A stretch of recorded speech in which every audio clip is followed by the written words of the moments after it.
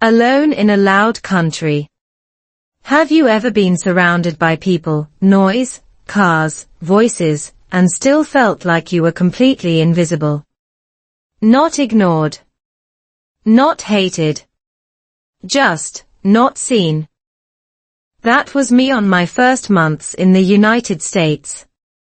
A country famous for freedom, opportunity, friendly smiles. And yet, every evening, when the city lights turned on, I felt smaller and quieter. Inside. If you're learning English right now and secretly wondering, why do I feel so tired and unmotivated? Maybe this story is already about you. When I arrived in the US, everything was loud. The highways never slept. The supermarkets were open 24/7. People talked fast, laughed fast, lived fast. But inside my head, everything slowed down. My English was basic. I understood words, but not feelings. I could say, "How are you?" but didn't know how to continue when the answer was longer than good. Conversations felt like watching a tennis match where the ball moved too fast for my eyes. My brain kept whispering, "You don't belong here." Psychologists call this social isolation in a new environment. Your brain is trying to survive, so it focuses on danger, mistakes, and rejection. When language becomes a barrier, your mind treats every conversation like a test.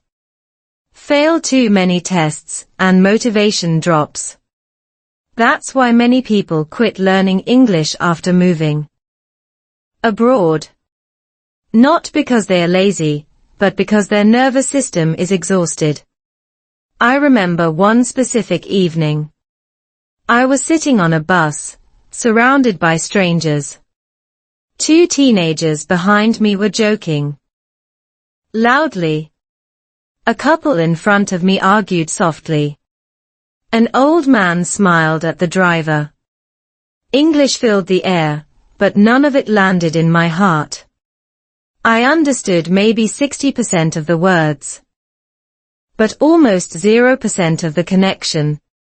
I suddenly thought, I have no friends here. And then a scarier thought followed, without friends, who am I becoming?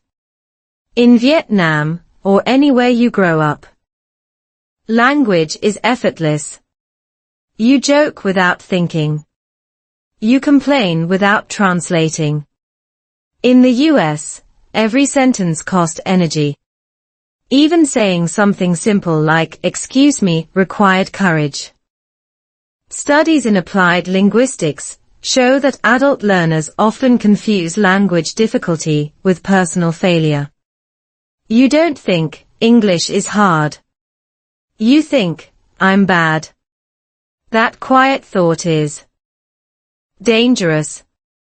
It slowly disconnects you from learning. At that time, my English practice was textbook-based. Apps, short videos, repeating sentences. But none of it helped with the loneliness. Because the real problem wasn't vocabulary. It was identity. I wasn't just learning English. I was trying to rebuild myself in a new culture, climate, and social system. America didn't feel like home. Yet, it felt like a stage where everyone else knew their lines. Here's something interesting. Neuroscientists say the brain learns language better when it feels emotionally safe. When you feel accepted, your brain releases dopamine, which helps memory and focus. When you feel lonely, your brain goes into defense mode. That's why learning English alone, without emotional connection, feels 10 times harder. My motivation wasn't broken. My environment was. One night, walking back to my small apartment, I asked myself a strange question. if I have no friends right now? Can I still talk? Can I still practice? The answer surprised me. I realized I was waiting for someone else to give me permission to speak English. A friend. A partner. A group. But what if that waiting was the real trap? I started doing something simple and slightly embarrassing. I talked to myself. Out loud. In English. While cooking. While walking. While washing dishes.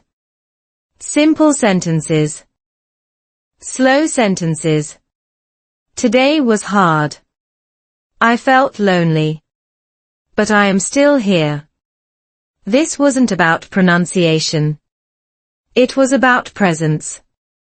I was becoming my own listener. My own first friend in this country. Language teachers often say, don't be afraid to make mistakes. That advice is useless when you're alone and afraid of being judged. A better advice is, create a space where mistakes don't matter. For me, that space was silence filled with my own voice. No pressure. No speed. Just real thoughts, in simple English. Looking back, that lonely beginning was necessary. The loud country forced me to hear myself clearly for the first time. Without friends, I had to face my own mind. And slowly, very slowly, English stopped being an enemy. It became a mirror. Not perfect. Not fluent. But honest. So if you're listening to this and feeling lost, unmotivated, or tired of trying, let me say this quietly, you're not failing at English. You're adapting. And sometimes, before you find your people, you have to learn how to sit with yourself. In a loud country. With a soft voice. That's where this story truly begins. Weather changed me first. Before America changed my language, it changed my body. And before it changed my body, it changed my mood. That sounds dramatic, but stay with me.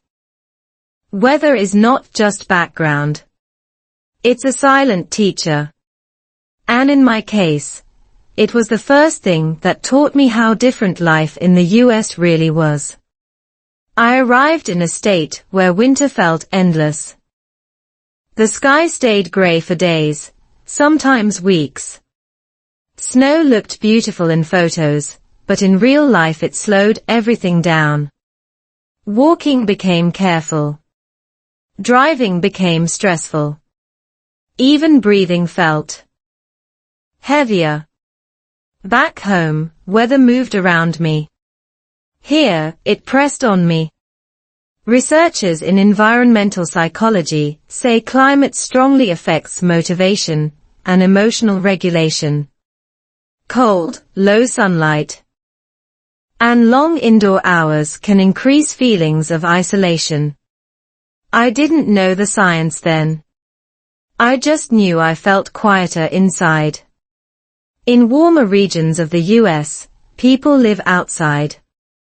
They talk more. They linger. In colder places, everyone rushes from one heated box to another. Car to store.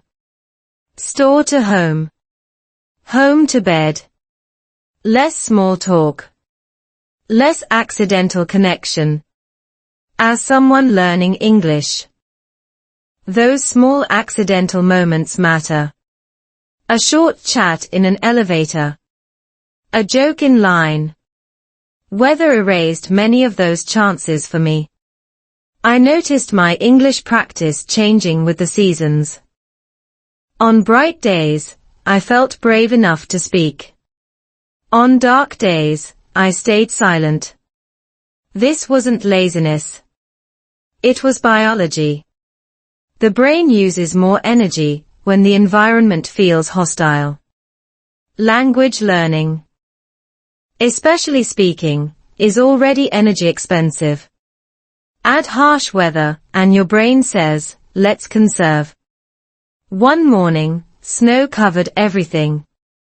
The city looked clean and quiet, almost fake. I stood by the window with a cup of coffee and thought, if I don't talk today, I won't talk at all. That's when I realized something uncomfortable. I was letting the climate decide my voice. So I made a rule. Very small.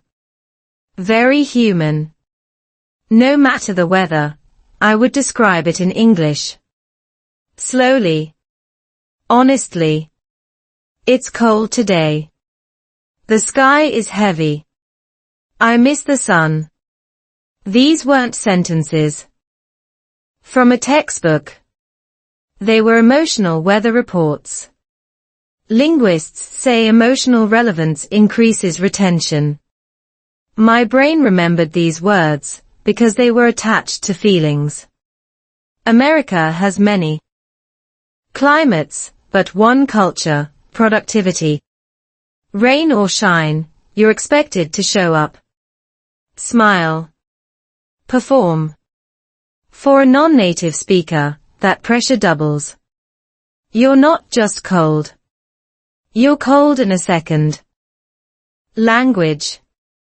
I began to understand why so many immigrants feel exhausted without knowing why.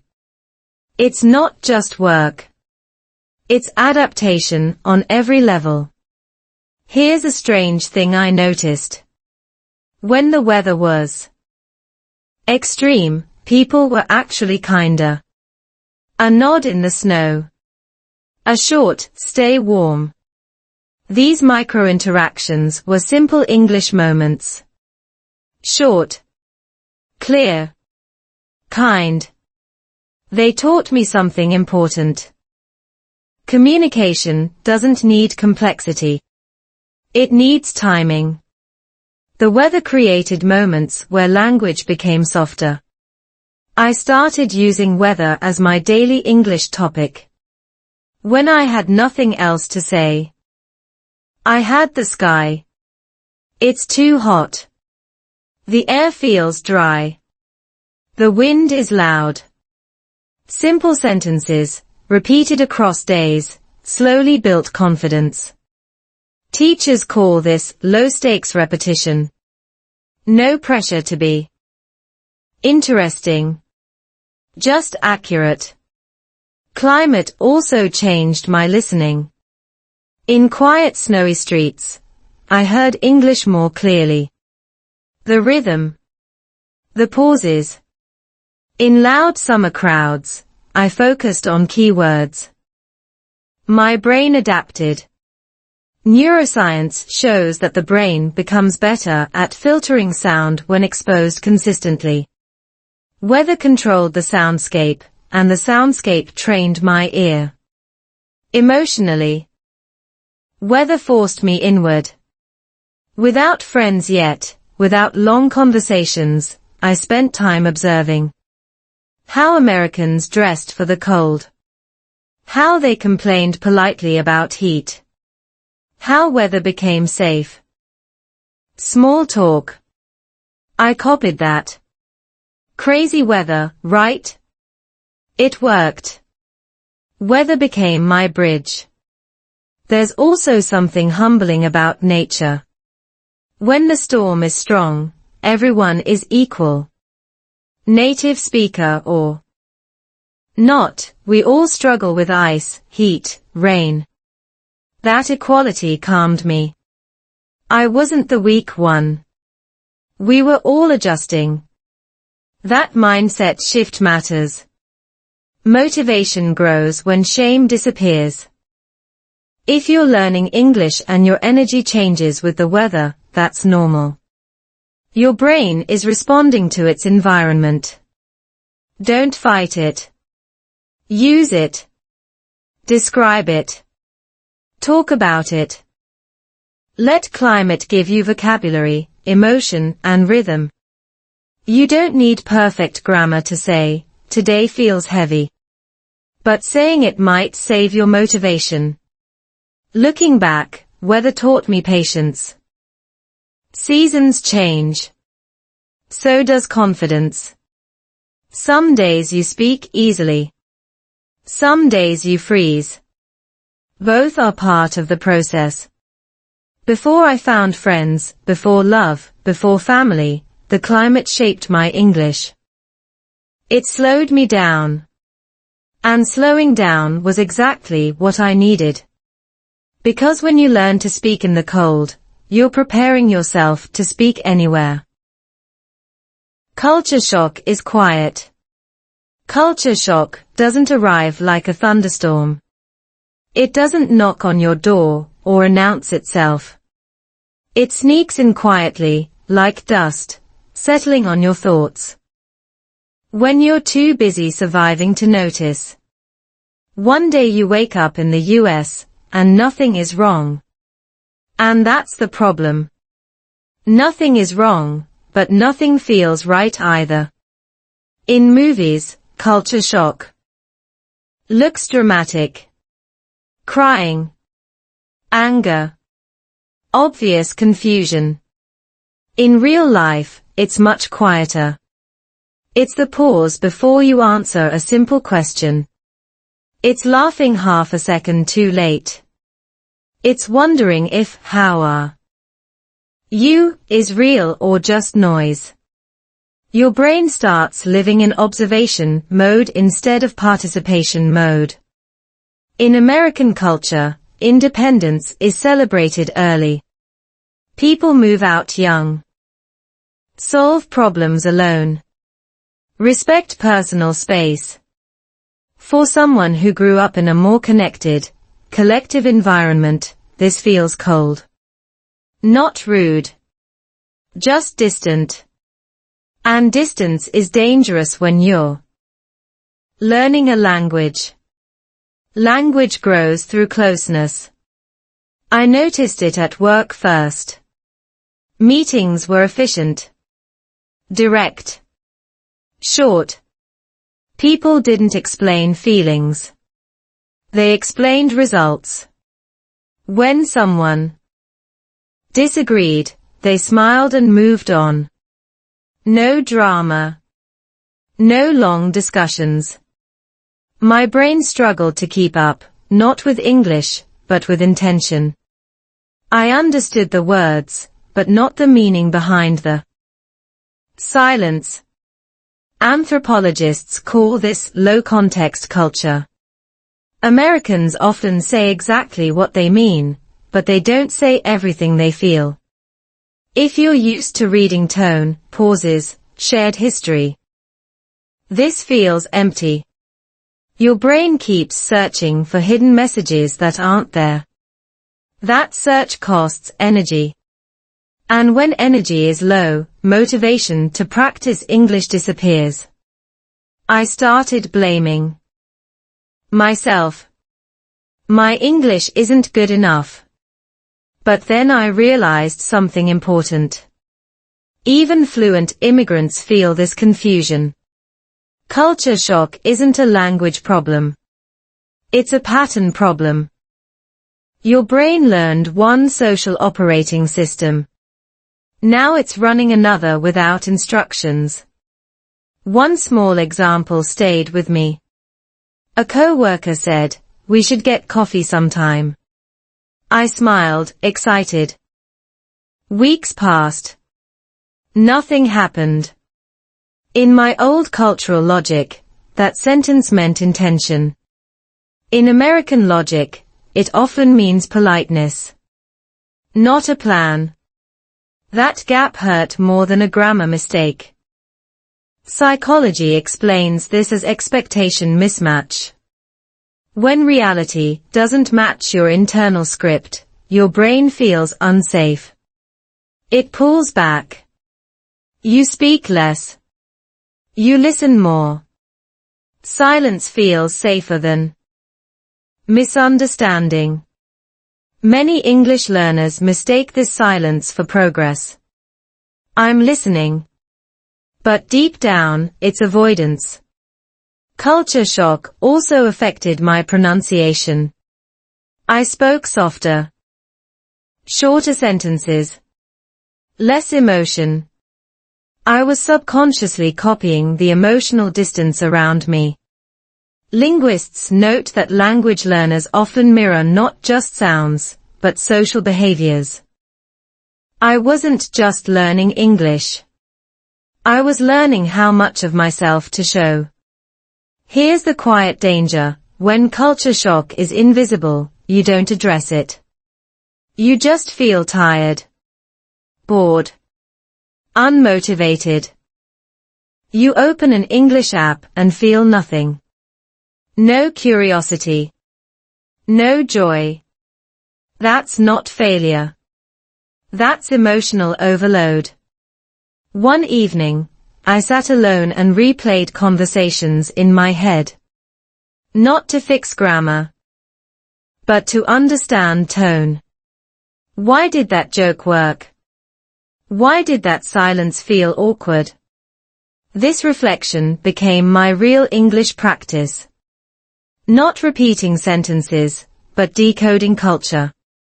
I began to treat culture like vocabulary. Learn it slowly. One behavior at a time. Americans value time efficiency. They respect clear boundaries. They prefer optimism in public. Knowing this reduced my anxiety. When you understand the rules, the game feels fairer. I also learned that culture shock fades when you allow yourself to be different. I didn't need to become American. I needed to become bilingual. Emotionally. Some days I spoke directly. Some days I stayed warm and quiet. Both were okay. There's research showing that cultural adaptation happens in waves. Confusion. Adjustment. Confidence. Then confusion again, at a deeper level. That cycle is normal. If you expect constant improvement, you'll feel broken. If you expect waves, you'll feel prepared. The quietest lesson culture taught me was this: communication is not about saying more. It's about understanding when less is enough. Americans don't always fill silence. They respect it. Once I stopped fearing silence, my English improved. I spoke when I had something real to say. If you're learning English and feeling strangely disconnected, check the culture, not your ability. You might be doing everything right in the wrong emotional language. Give yourself time. Learn the pauses. Learn the unspoken rules. Culture shock is quiet, but once you hear it, it loses its power. And suddenly, English doesn't feel empty anymore. It feels precise. English without friends. There is a special kind of silence that only appears when you have no friends. Not the peaceful kind.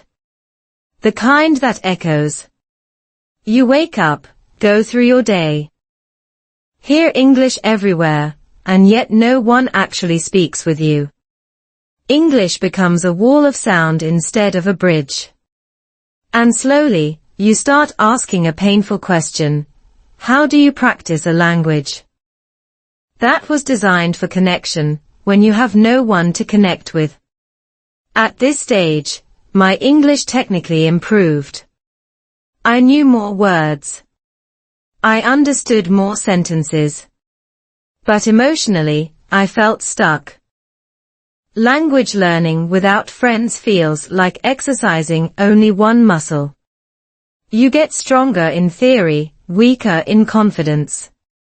Research in second language acquisition shows that social interaction is the strongest predictor of speaking fluency. Without it, progress becomes fragile.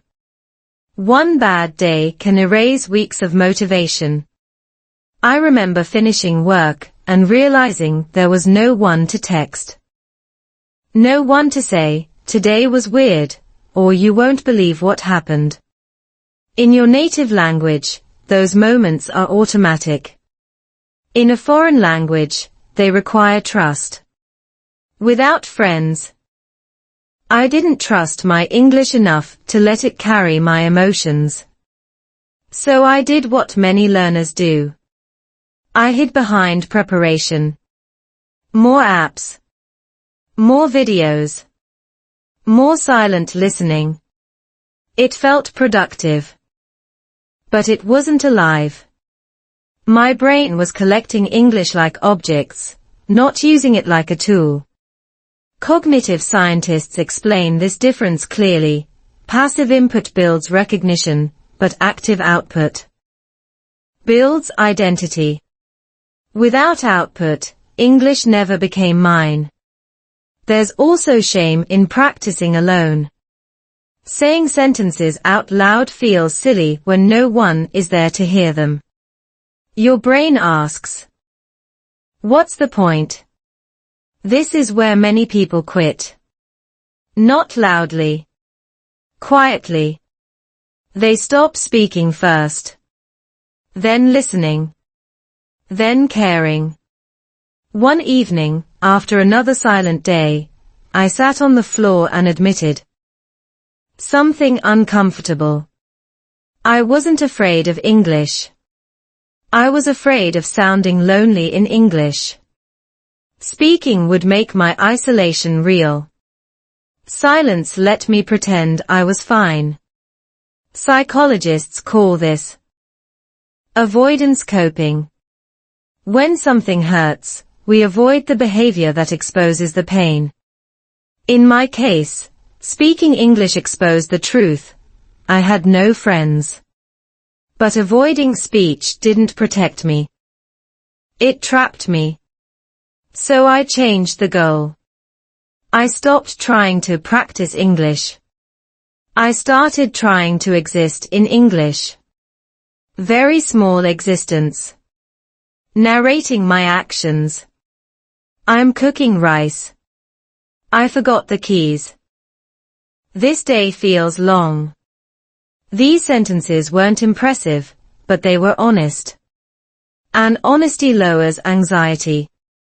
There's a principle in language therapy called self-directed speech. Children use it naturally. Adults forget it.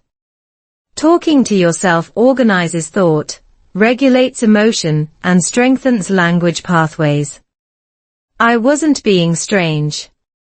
I was being neurological efficient. Something unexpected happened. My pronunciation improved. Not because I studied sounds, but because I repeated meaningful sentences. Emotion adds rhythm.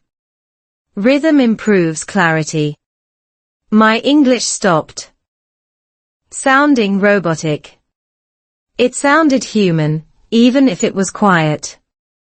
Without friends, I also listened differently. I listened for companionship, not information. Podcasts felt warmer than news. Stories felt safer than debates. I chose voices that spoke slowly, kindly. This wasn't weakness. It was strategy. Your brain learns better when it feels accompanied. I began to understand that friendship is not only external. It's a state of openness. When you feel judged, even by imaginary listeners, your throat tightens.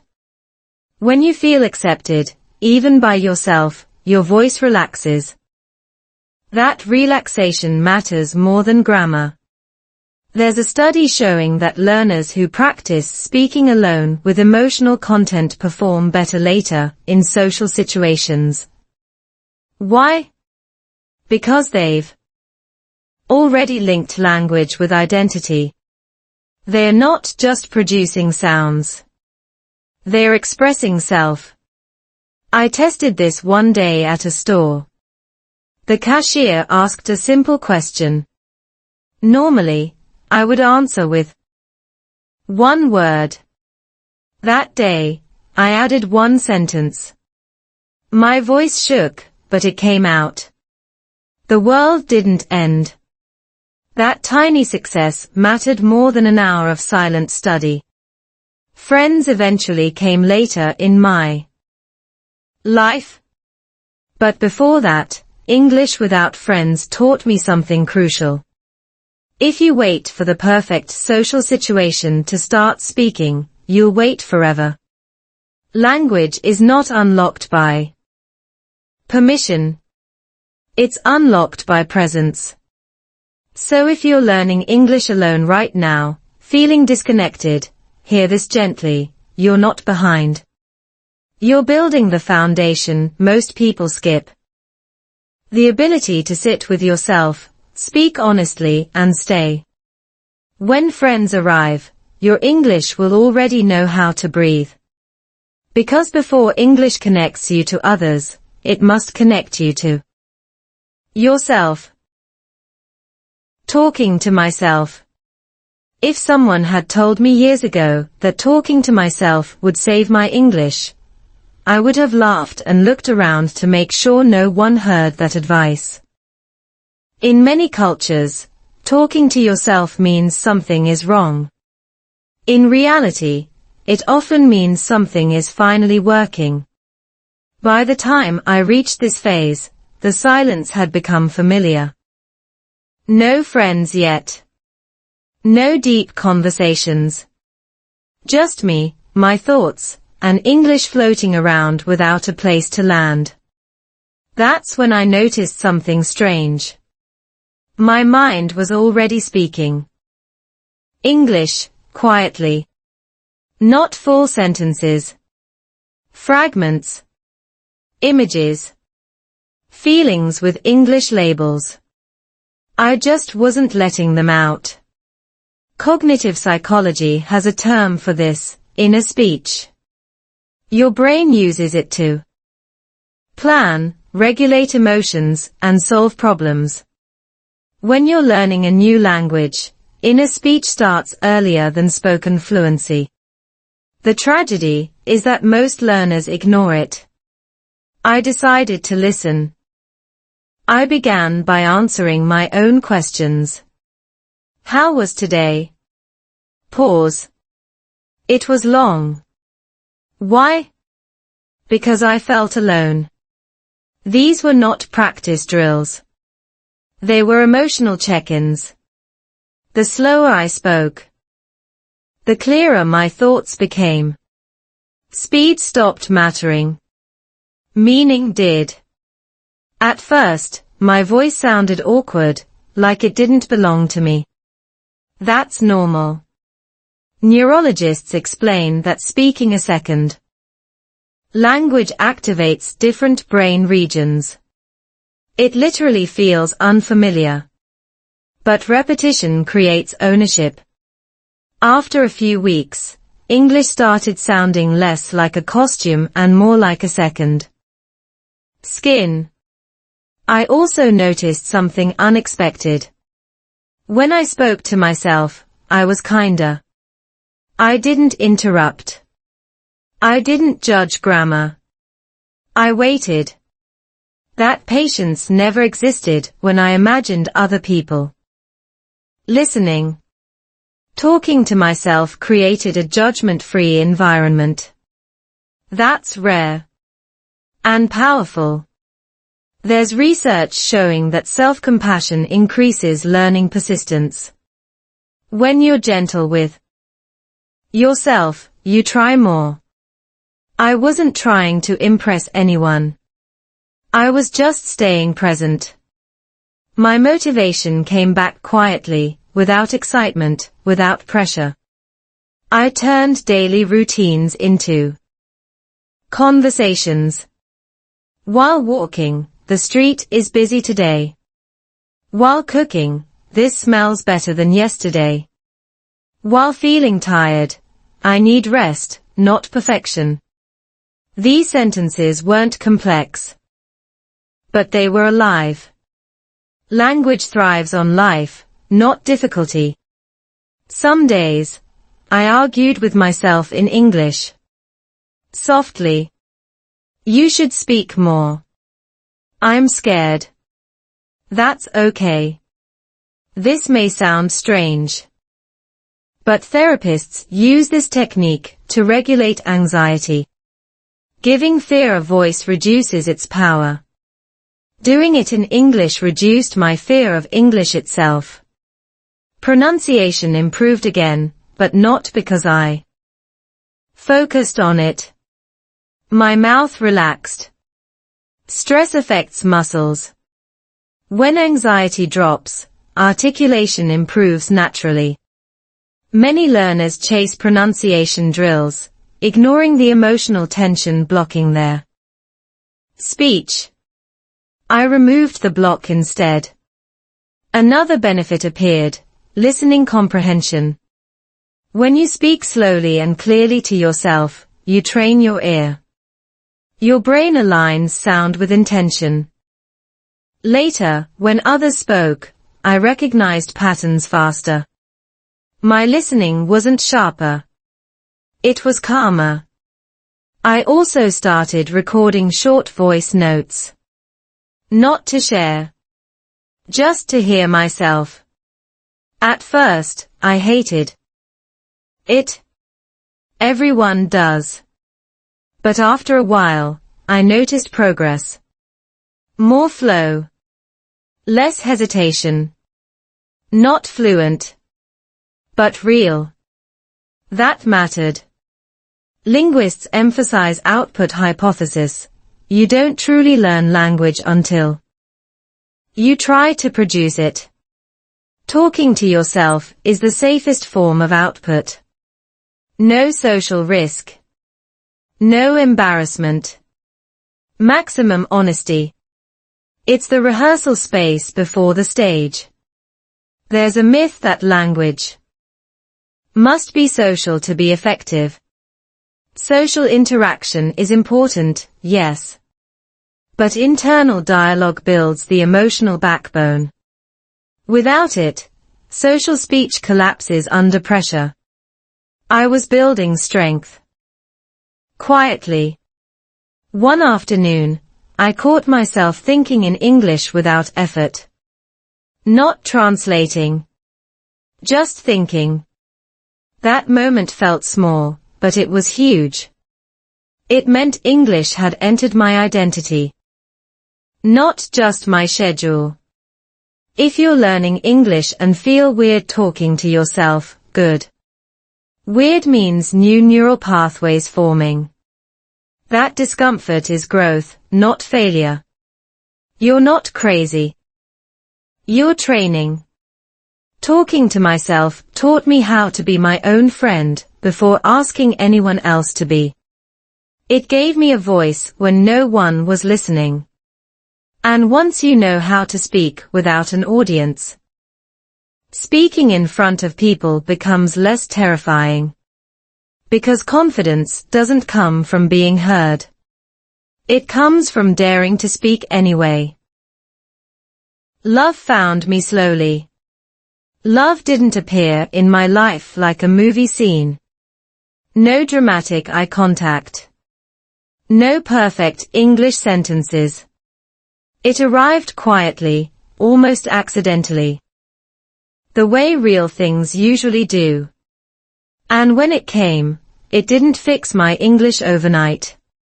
It changed something deeper, how safe I felt using it. Before love, English was functional. Survival English. Order food. Answer questions. Avoid mistakes. My sentences were careful, defensive, built to protect me. Love doesn't like armor. Love requires exposure. And exposure, in a second language, is terrifying. I met her during a very ordinary moment. No romance attached. Just two tired people sharing space. The first conversations were simple, short, awkward. I spoke slowly. She waited. That waiting mattered more than vocabulary. Linguists talk about affective filter. When anxiety is high, learning drops. When you feel accepted, the filter lowers. With her, my filter almost disappeared. I noticed my English changing without effort. Not more complex, but more expressive. I didn't search for words. I searched for meaning. I'm tired. That made me sad. I don't know how to explain this. These are emotionally risky sentences. You don't practice them with strangers. You practice them when someone feels safe. Love also exposed my limits. Arguments don't wait for grammar. Emotions don't slow down for fluency. There were moments I felt trapped inside my English, unable to say what I felt accurately. Frustration built. Tears came. This is where many relationships across languages break. But this is also where language deepens. Psychologists say emotional intensity accelerates learning. Strong feelings create stronger memory traces. Every misunderstanding became a lesson. Not from a book. From pain, patience, repair. I learned phrases like, "That's not what I meant," and "Let me try again." These sentences carried weight. They stayed with me. Love forced repetition. Not drills. Real repetition. Explaining the same feeling in different ways until it landed. That process sharpened my clarity. I learned to simplify without losing truth. That skill later helped every part of my English. I also learned listening differently. Not waiting for my turn to speak. Listening to tone. To silence. To breath. In relationships, silence speaks. American culture often values directness, but intimacy adds layers. Learning those layers trained my ear better than any audio lesson. There's a concept in linguistics called negotiation of meaning. It happens when two people work together to understand each other. Love negotiates constantly. Words, gestures, pauses. That constant adjustment became my advanced English class. I made mistakes. Big ones. Sometimes my words sounded cold when I meant warmth. Sometimes humor failed. But love gave me feedback without humiliation. Correction without shame. That's rare. That's gold. Interestingly, my pronunciation improved during emotional moments. Why? Because emotion anchors sound. When you say something you care about, your mouth moves with intention. Studies show emotional speech has clearer prosody. I wasn't trying to sound native. I was trying to be understood. Love also changed my motivation. English stopped being a personal project. It became relational. I wanted to explain my past, my fears, my dreams. That desire pulled language out of me. Desire is a stronger engine than discipline. But love didn't erase loneliness completely. There were still cultural gaps. Different expectations. Different communication styles. American dating culture felt fast, efficient. Sometimes confusing. I had to learn that space didn't mean rejection. That silence didn't always mean conflict. These cultural lessons saved both my relationship and my confidence. I also learned to ask for help in English. Can you help me say this? That sentence alone changed everything. Asking is vulnerability. Vulnerability invites connection. Connection accelerates language. One quiet night, during a small misunderstanding, I said something imperfect but honest. My grammar was wrong. My tense was off. But my meaning was clear. She understood. And in that moment, I realized something powerful. English didn't need to be perfect to carry love. It just needed to be real. For learners, this matters. Many people wait until they are good enough to express emotion. That day never comes. Emotion is what makes you good enough. It forces clarity. It forces courage. Love found me slowly because I was slow. My English was slow. My confidence was slow. And that slowness was a gift. It gave space for meaning to grow.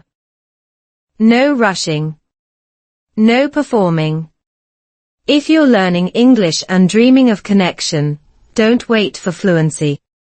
Practice honesty. Practice saying simple truths. Love doesn't need advanced grammar. It needs presence. Because when someone listens to your imperfect English and stays, you learn the most important sentence of all. I am enough, even like this. Marriage tested everything. Marriage doesn't test love first. It tests communication. And when communication happens in a second language, the test feels unfair, timed, and written in invisible ink. You think you understand the question, until you realize you answered something else entirely. Before marriage, misunderstandings were soft. You could laugh them off. After marriage, they had weight. Bills, schedules, families, expectations. Suddenly, English wasn't just about expressing feelings. It was about making decisions together.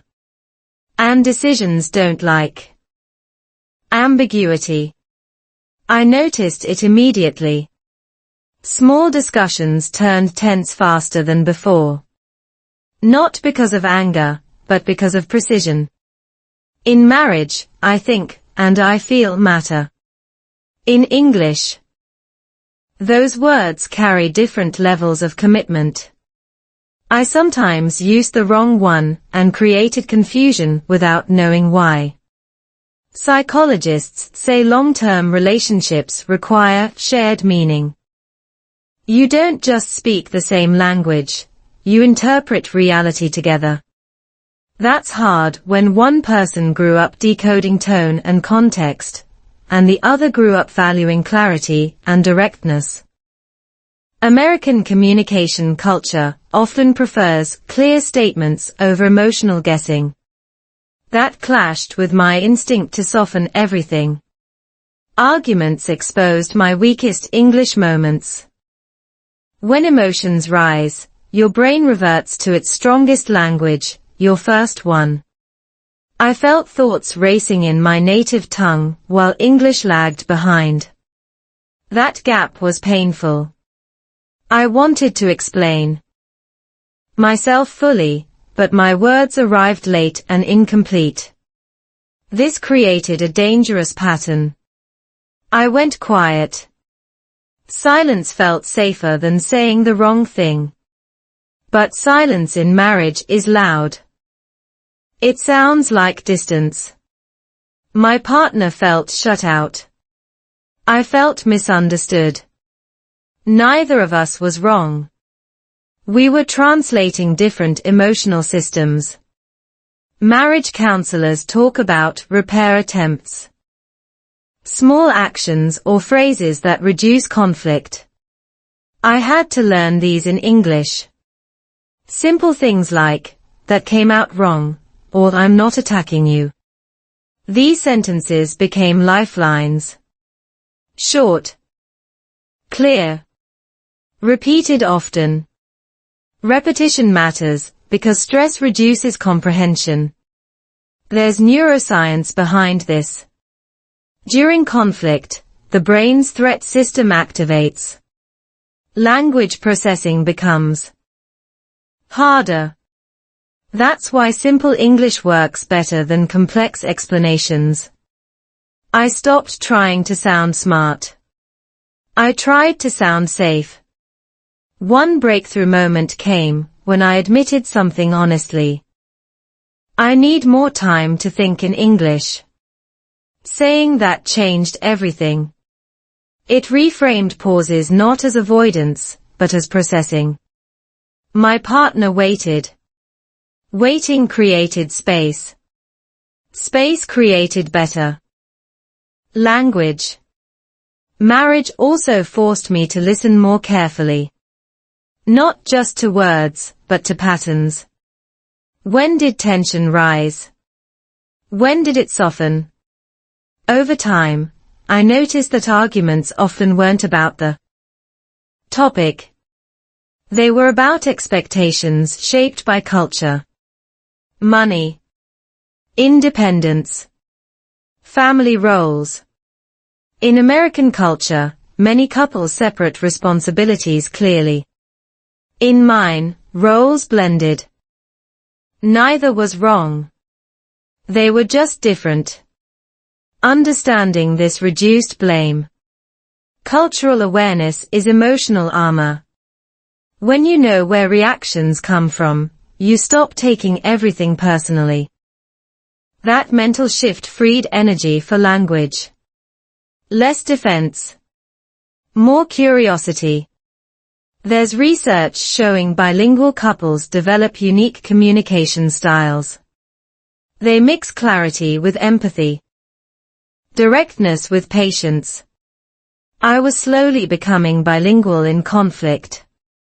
That's not something textbooks teach. Marriage also made my English more future-focused. We talked about plans. Children. Stability. Those conversations use different grammar. Conditional sentences. Hypotheticals. What if? We might. In the future. Emotion pushed me into advanced structures without pressure. Necessity teaches faster than ambition. I also learned to apologize in English. Properly. Not just sorry, but explanation plus responsibility. That's hard even in your native language. Doing it in English felt like emotional weightlifting. Painful. Strengthening. One thing surprised me. My partner didn't care about my grammar. She cared about consistency. Showing up. Trying again. That's a lesson many learners miss. People don't expect perfection. They expect effort. Marriage tested my patience with myself. I had to accept that some days English flowed, some days it failed. Progress wasn't linear. Neither was love. Both required commitment on tired days. There were moments I thought, if I were fluent, this would be easier. Maybe. But fluency doesn't erase differences. It just hides them better. Learning to navigate them honestly mattered more. Over time, our arguments shortened. Not because we avoided issues, but because we learned each other's language, emotionally and linguistically. I spoke more clearly. She listened more patiently. We met in the middle. Marriage didn't make my English perfect. It made it necessary. Necessary language sticks. It survives stress. It adapts. It grows roots. If you're learning English and afraid it won't be enough for real life, let me tell you this, real life doesn't wait for perfect language. It grows with imperfect words, repeated honestly. Marriage tested everything. And what survived, became stronger. Family became my classroom. Classrooms are quiet places with whiteboards and rules. Families are not. Families are noisy, repetitive, emotional, and wonderfully unforgiving. And that's exactly why my English finally started to feel natural. Without realizing it, I had enrolled in the most demanding language course of my life, daily family life. When you live alone, you choose when to speak. With family, language chooses you. Morning routines don't wait for fluency. Groceries don't care about grammar. Someone is always asking something, needing something, reacting to something. English stopped being optional. It became the air inside the house. At first, this terrified me. Home was supposed to be a safe place, and now it was full of English. Not academic English. Not polite small talk. Emotional English. Practical English. Messy English. Linguists call this domestic language exposure, and studies show it accelerates fluency faster than formal study. I didn't feel accelerated. I felt overwhelmed. Family conversations move fast and repeat often. The same phrases come back every day. Did you eat? We're running late. Can you help? Repetition is powerful. Neuroscience shows that frequent, meaningful repetition strengthens neural pathways. My brain stopped translating. It started predicting. English entered my muscle memory. I answered before thinking. Not perfectly, but automatically. That's when I knew something had changed. I also learned that family language is not neutral. It carries tone, mood, and history. Saying okay can mean agreement, frustration, or surrender. Understanding that took time. I made mistakes. I misunderstood emotions. But family corrected gently, through reaction, not lectures. Children, especially, are ruthless teachers. They don't simplify their emotions. They say exactly what they feel. If they are confused, bored, upset, you know immediately.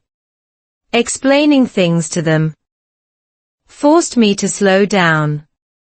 Simpler words. Clear structure. No hiding behind complex sentences. This improved my English more than any advanced lesson. There's a concept in education called teaching to learn. When you explain something, you understand it better yourself. Family made me explain everything. Rules. Feelings. Reasons. My vocabulary didn't just grow. It organized. Another shift happened quietly. My listening improved because I had to care. At work, you can pretend to understand. At home, misunderstanding has consequences. Miss a detail, and something breaks. That pressure sharpened my attention. Not anxious attention. Purposeful attention. Family also exposed cultural differences daily. How to show respect. How to disagree. How to show love. In American family culture, children are often encouraged to express opinions early. That openness surprised me. I had to learn language that supported autonomy. What do you think? It's your choice. These phrases weren't common in my old environment, but they became part of my English identity. Emotionally, family softened my fear of mistakes. Mistakes became normal. Funny. Even. When you're corrected with laughter instead of judgment, your brain relaxes. Relaxed brains learn faster. This isn't motivational talk.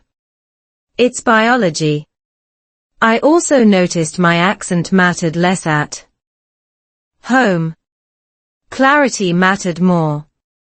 Intonation. Eye contact. Presence. Language isn't just sound. It's behavior.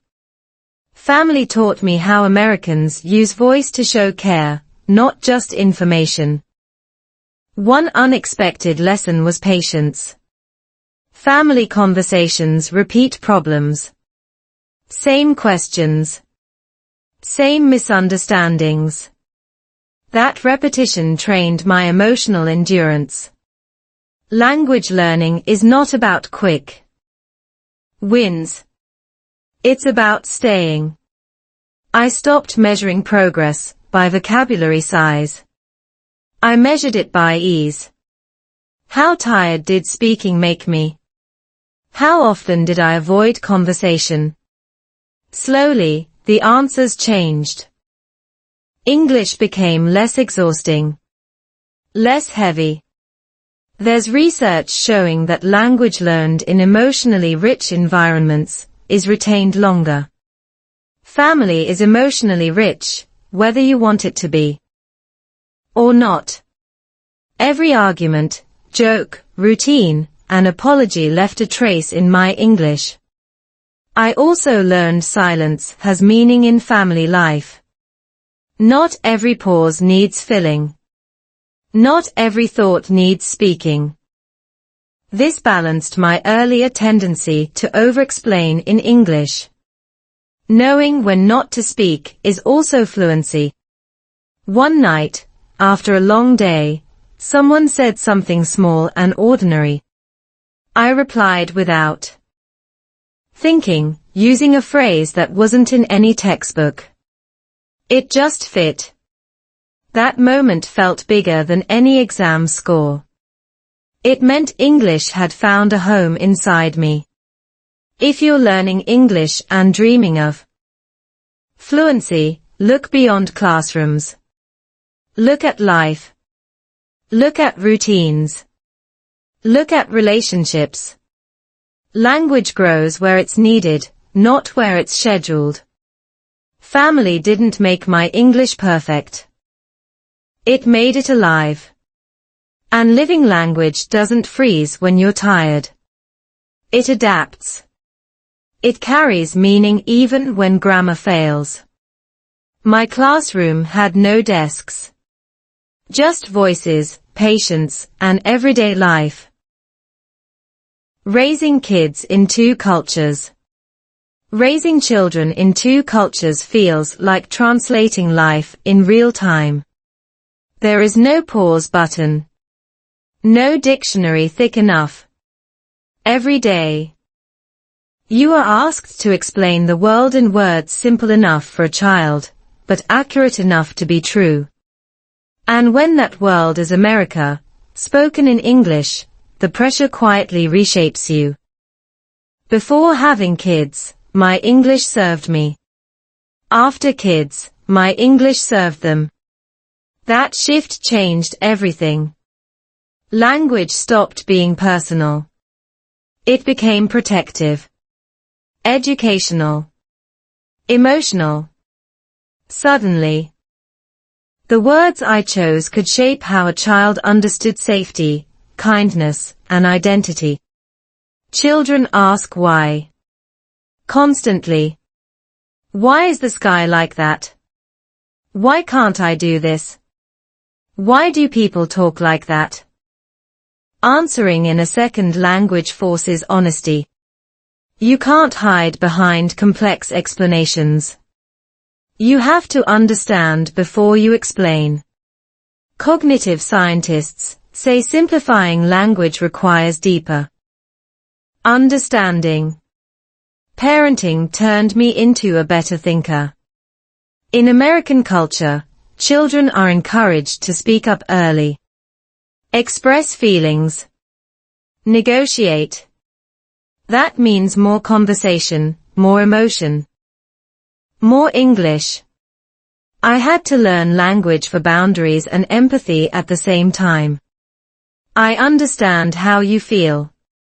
That's not okay. Let's talk about it. These phrases sound simple, but they carry weight.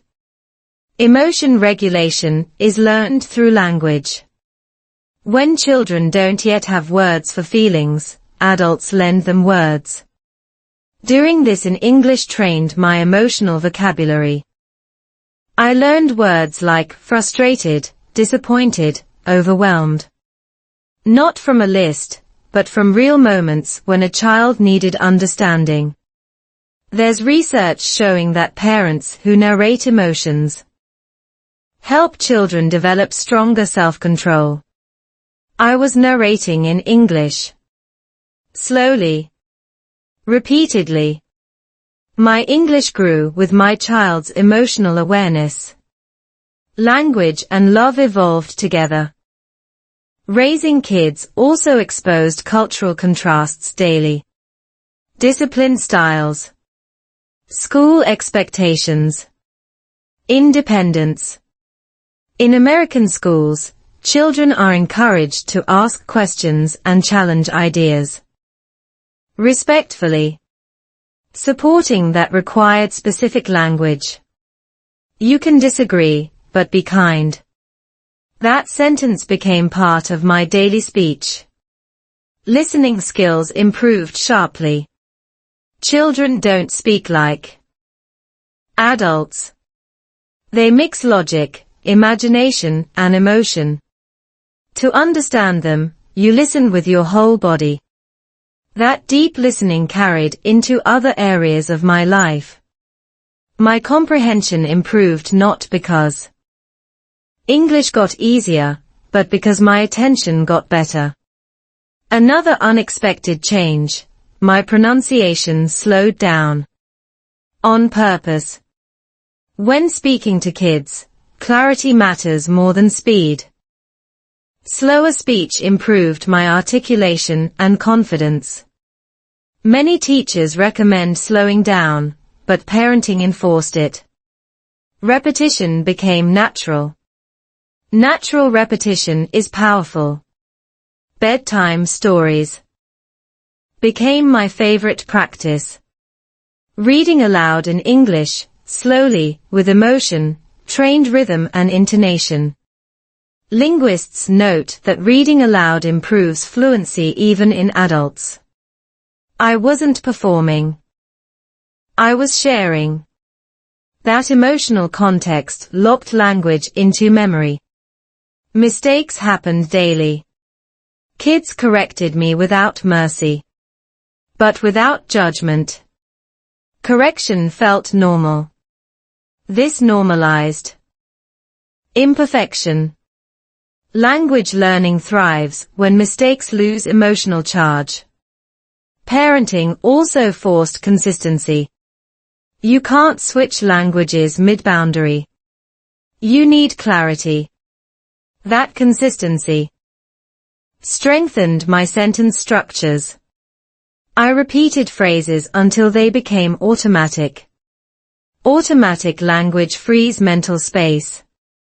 Culturally, I had to explain differences. Why grandparents lived far away. Why some traditions were different. These explanations helped my children and me. Language became a bridge between identities, not a barrier. Psychologically, raising kids increased my resilience. Children don't wait for you to feel confident. They need you present. That presence pushed me past self-doubt. Confidence followed action, not the other way around. One day, I realized my child was using phrases I often used in English with confidence. That reflection hit hard. My imperfect English had become their foundation. That meant perfection was never required. Presence was. If you're learning English and feel slow, imagine explaining the world to someone you love. You don't need advanced grammar. You need sincerity. Kids understand sincerity immediately. Raising children in two cultures didn't confuse me. It clarified my priorities. Language isn't about sounding right. It's about caring enough to be understood. My English became gentler, slower, clearer. And in teaching my children how to speak, I finally learned how to listen. Being your own friend. There's a moment in life when you realize something uncomfortable. Even surrounded by people, you are still alone with your thoughts. That moment arrived for me. Quietly, after marriage, after family, after English had become usable. I expected friendship to solve everything. It didn't. What solved things was learning how to stay with myself without running away. Being your own friend sounds like a motivational poster. In real life, it's awkward. It means hearing your own doubts without immediately distracting yourself. It means speaking kindly inside your head when no one else is around. And when you're learning English, that inner voice matters more than you think. For a long time, my inner dialogue was harsh. Every mistake became evidence. You sound stupid. You're too slow. You'll never be fluent. Psychologists call this negative self-talk, and studies show it directly reduces cognitive performance. Your brain can't learn while it's under attack from itself. I noticed something interesting. When I imagined talking to a friend, my English sounded softer, slower, more patient. When I talked to myself, it was sharp and rushed. Same language, different tone. That difference mattered. So I tried an experiment. I spoke to myself in English the way I would speak to someone I cared about. Not dramatic encouragement. Just honesty. Today was hard. You tried. We'll continue tomorrow. That simple shift changed my energy. My English stopped feeling like a test. It felt like a conversation. Neuroscience explains why this works. The brain doesn't distinguish much between external and internal speech. Kind inner language activates safety networks. Safety improves learning. Being your own friend is not emotional fluff. It's neural strategy. I also learned that self-friendship includes boundaries. Knowing when to rest. When to stop forcing productivity. In American culture, self-improvement is constant. Learn more. Do more. Speak better. That pressure leaks into language learning. You start measuring worth through fluency. That's exhausting. When I became my own friend, I allowed imperfect days. Days when English stayed quiet. Days when listening was enough. Strangely, progress accelerated. Rest restored curiosity. Curiosity pulled language forward. There's a concept in psychology called self-compassion. It doesn't mean lowering standards. It means responding to difficulty with care instead of punishment. Learners with high self-compassion persist longer. I lived that truth. When I stopped bullying myself, I stopped quitting internally. I also noticed my humor returning. I laughed at mistakes instead of replaying them. Humor reduces stress hormones. Lower stress improves memory. Suddenly, English words stuck better. Not because I studied harder, but because I was lighter.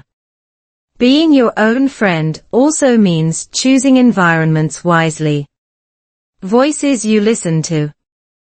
Content you consume. I stopped filling my head with aggressive debates and fast-talking videos. I chose slow stories. Calm narrators.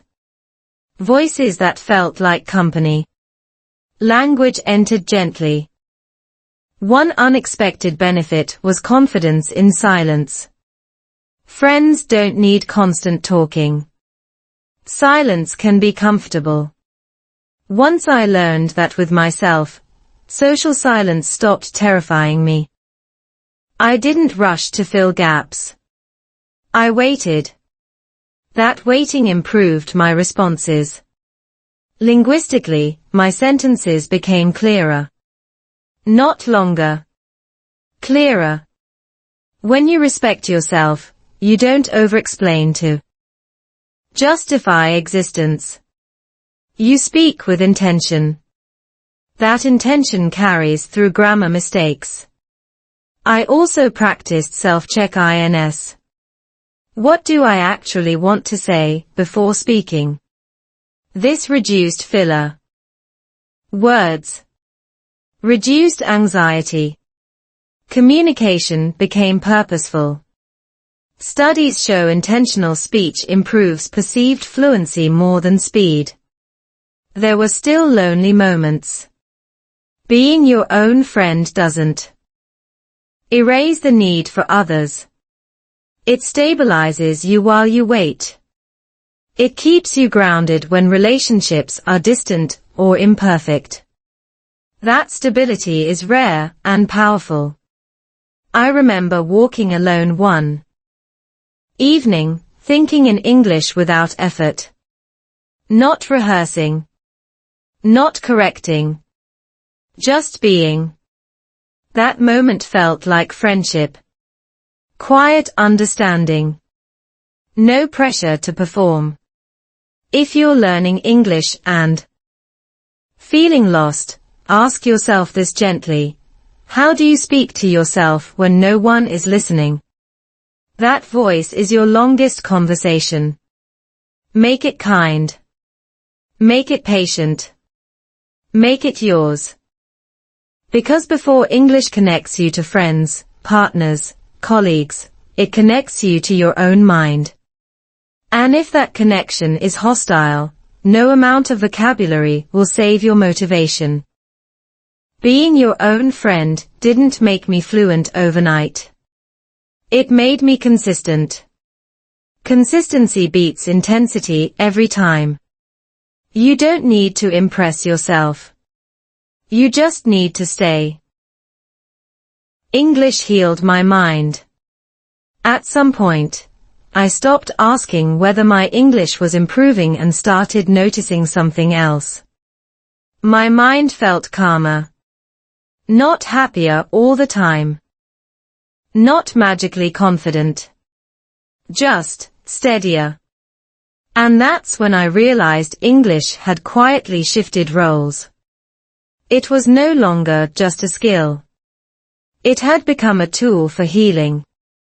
Before English, my thoughts stayed trapped in familiar patterns. Old fears. Old stories. The same inner arguments looping endlessly. Learning a new language disrupted that loop. Neuroscientists say language shapes thought patterns. When you change the language, you slightly change the mind using it. I was living proof. In my native language, emotions came fast and heavy. In English, they arrived slower. That slowness created space. Space between feeling and reaction. That space is powerful. Psychologists call it cognitive distance. It allows reflection instead of impulsive response. English gave me distance without disconnecting me from myself. When I felt anxious, I described it in English. I feel tense. My chest feels tight. Simple labels. Studies show naming emotions reduces their intensity. Doing it in a second language reduces it even more. Not because you're avoiding emotion, but because you're regulating it. I began journaling in English. Short sentences. No poetry. Just facts. Today was difficult. I felt overwhelmed. Writing slowed my thoughts. It forced clarity. Language therapists often recommend expressive writing for mental health. I was doing it accidentally, through language learning. There's something grounding about limited vocabulary. You can't dramatize too much. You stick to essentials. That simplicity calmed my mind.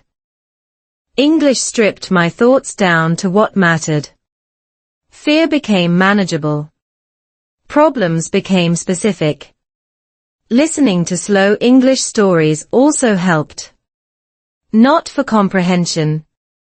For companionship.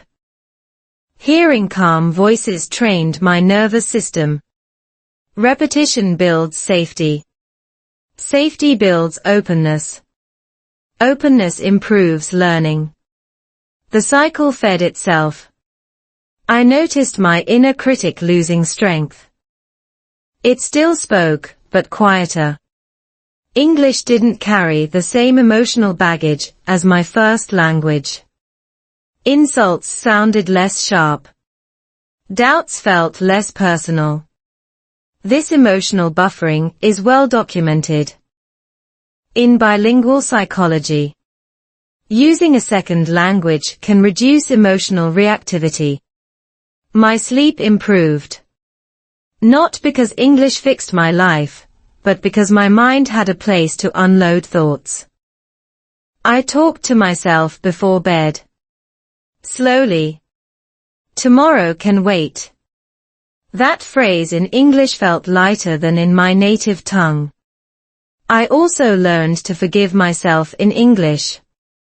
Forgiveness requires language. I did my best. I can try again. Saying these sentences rewired my response to failure. Repetition matters. Neurons that fire together wire together. Compassion became habitual. English also helped me reframe my story. Instead of I failed, I said, I'm learning.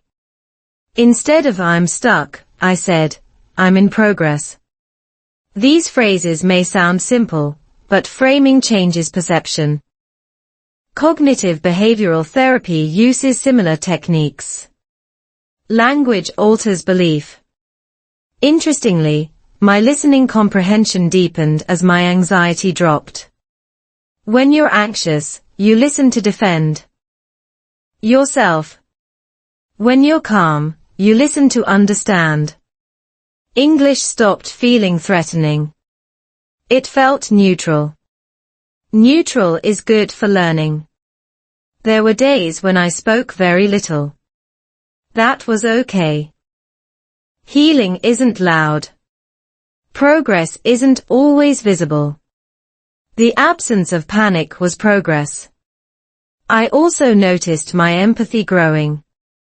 Learning English exposed me to other struggles, other accents, other stories.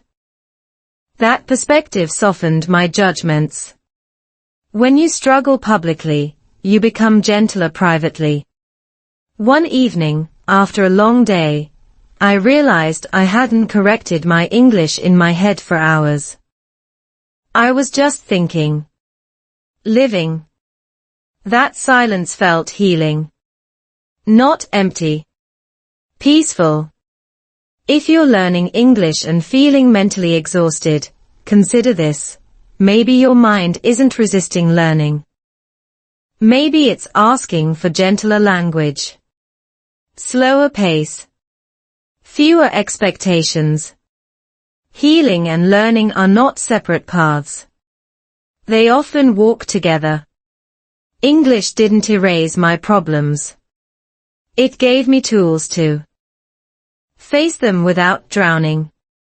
It gave me a way to talk to myself when no one else was available. It gave my mind a second home. And sometimes, that second home is where you finally learn how to rest. When English became a mirror, there was a quiet moment when I realized English had stopped being something I used and had started becoming something that reflected me. Not my grammar. Not my accent. Me. My habits. My fears. My patience. My honesty. English had become a mirror, and sometimes, it showed things I wasn't ready to see. When you learn a language slowly and deeply, you can't hide behind speed. Every sentence exposes your thinking.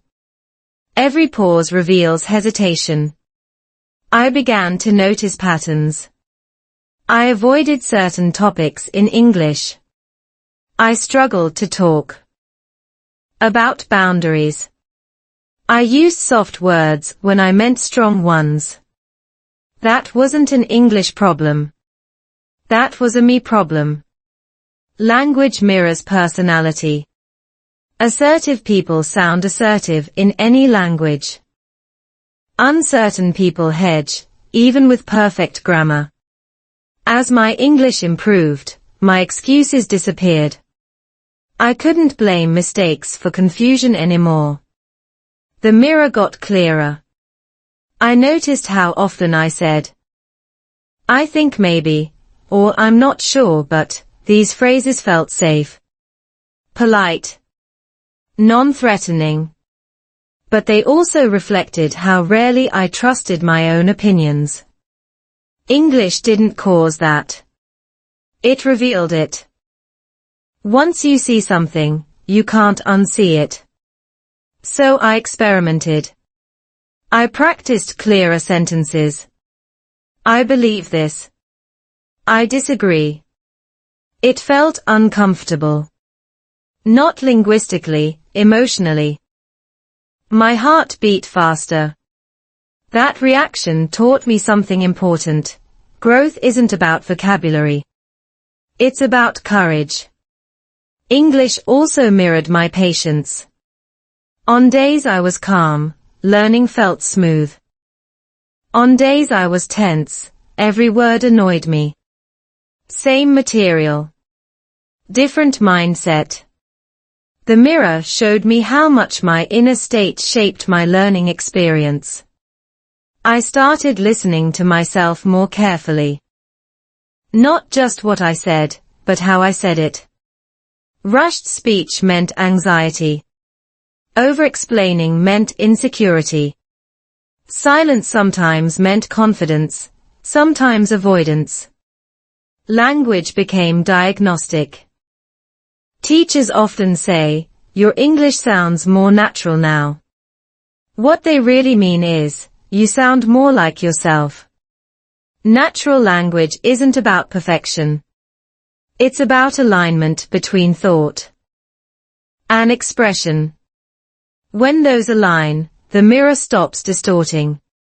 English also showed me my values. The topics I enjoyed discussing revealed what mattered to me. Stories about resilience. Conversations about purpose. Quiet moments of reflection.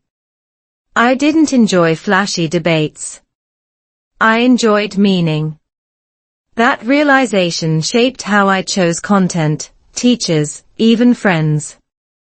There was a moment I recorded my own voice and listened back, not for pronunciation, but for tone. Did I sound kind? Defensive? Curious?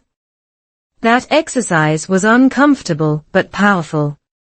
Most people never truly hear themselves. Language learners do, constantly.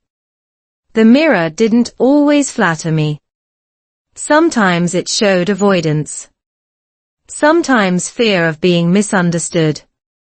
Sometimes a tendency to apologize too much.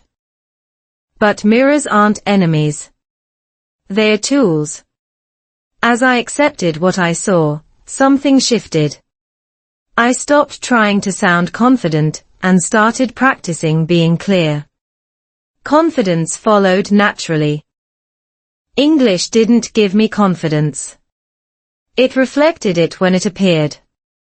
Interestingly, as my self-awareness grew, my fluency improved faster.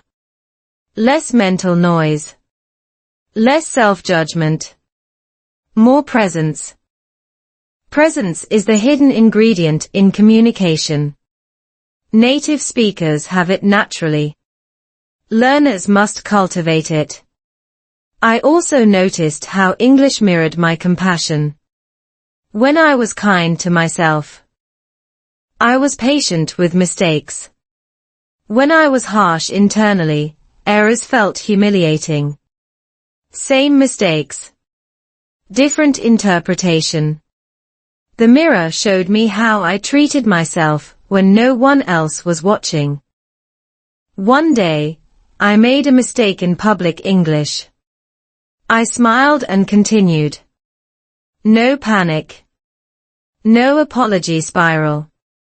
That reaction told me more about my growth than any test score ever could. English became a place where I practiced becoming the person I wanted to be. Clear. Calm. Honest. Respectful of my own thoughts. Language as rehearsal for life. If you're learning English and feeling frustrated, try this. Listen for what the language is reflecting back to you. Not about English, but about you. Are you rushing? Avoiding? Doubting? Or slowly trusting yourself more? Progress isn't just measured in fluency. It's measured in self-recognition. When you recognize yourself clearly, communication becomes simpler. English stopped being a performance. It became a conversation with the world. And with myself. And once you see yourself clearly, learning stops feeling like pressure. It starts feeling like alignment. That's when the mirror stops judging and starts guiding. If you've made it this far, don't rush away. Because this story wasn't really about English.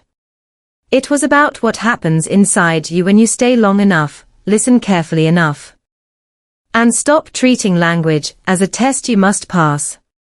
English can be a bridge, a mirror, a quiet place where your thoughts finally slow down and make sense. And the truth is, most people never experience that version of learning. They quit too early. They chase speed, accents, scores, and miss the transformation happening underneath. But you didn't. If this video felt different, if it felt calm, honest, or strangely personal, that's not an accident. This channel is built for people who don't just want to learn English, but want to think, feel, and live more clearly through it. Here, we don't rush. We don't shout. We don't pretend learning is easy. We grow slowly. We listen deeply. And we let English change us, one quiet sentence at a time.